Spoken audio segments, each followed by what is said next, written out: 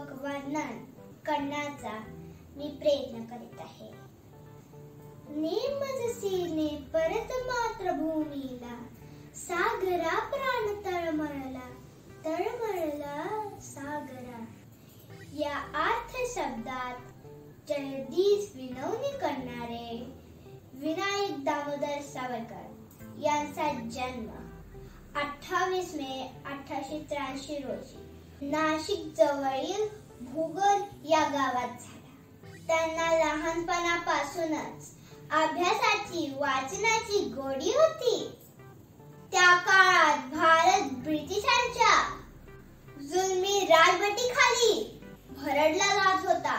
सावरकर हे सर्व जवळून पाहत होते. लहानपणापासूनच देशभक्तीची ज्योत त्यांच्या हृदयात पेटली होती. मारता मारता मरेन पण इंग्रजांविरुद्ध लढेन अशी प्रतिज्ञा त्यांनी लहानपणापासून घेतली होती. त्यांचे उच्च शिक्षण पुण्यातील फर्ग्युसन महाविद्यालय येथे झाले. शिक्षण घेत असतानाच त्यांनी परदेशी मालावर बहिष्कार घालून परदेशी कपड्याची होळी केली होती. त्यांनी पुण्यात अभिनव भारत नावाची क्रांतिकारी संस्था स्थापन केली होती. पुढे बॅरिस्टर होण्यासाठी ते इंग्लंडला गेले. तिथे त्यांनी फ्री इंडिया सोसायटी नावाची संघटना स्थापन केली. इंग्रज सरकारचा त्यांच्यावर रोष वाढला होता. लंडनमध्ये त्यांना अटक झाली. त्यांना बोटीतून भारतात परत पाठवले जात होते. कैद होणे सावरकरांना आवडले नाही.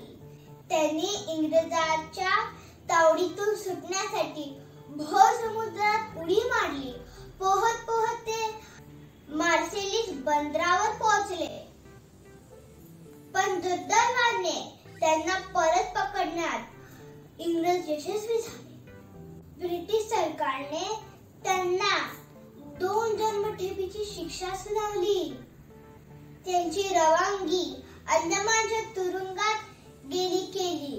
तिथे सावरकर अक्षरशः नरक यातना भोगत होते. आता पुन्हा मायभूमीचे दर्शन होईल की नाही या विचाराने त्यांचा जीव तेळतेळ होत असे. मात्र त्याही परिस्थितीत त्यांनी अंदमानच्या तुरुंगात अनेक काव्य लिहिली. काळे पाणी नावाचे पुस्तक लिहिले. सावरकरांनी 10,000 पेक्षा जास्त पाने मराठी भाषेत तर 1500 हून अधिक पाने इंग्रजी भाषेत लिहिली आहेत.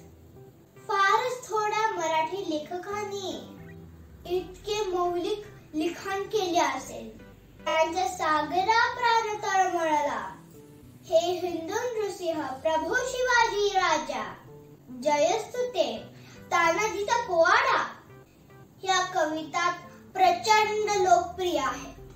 सागरा प्राण तळमळला या कवितेला 2009 साली 100 वर्ष पूर्ण झालेली आहेत.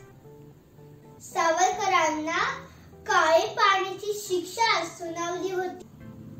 काळे पाण्याची शिक्षा म्हणजे नक्की काय? काळे पाणी हे ब्रिटिश भारतातील ब्रिटिश राजवटीच्या काळात अंदमान आणि निकोबार द्वीपावरील सेल्युलर जेलमध्ये सश्रम कारावासाच्या शिक्षेला मिळालेले प्रचलित नाव होते. ही शिक्षा गंभीर गुन्हे करणाऱ्या कैद्यांना तसेच राजकीय कैद्यांना दिली जात असेल.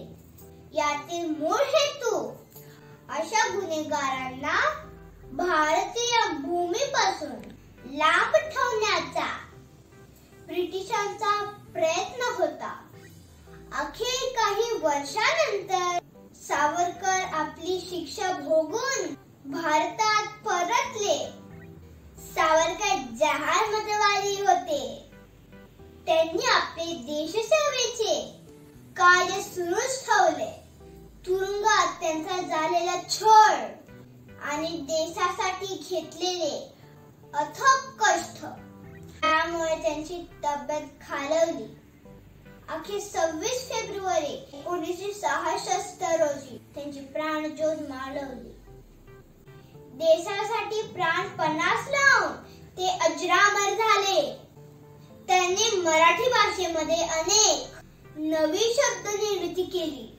अशा या भारत मातेच्या महान सुपुत्रास माझे त्रिवार वंदन. धन्यवाद. तुम्हाला जर ही माहिती आवडली असेल तर माझ्या चॅनलला लाईक करा, शेअर करा आणि सबस्क्राईब करा. भेटूयात पुढच्या व्हिडिओमध्ये. धन्यवाद.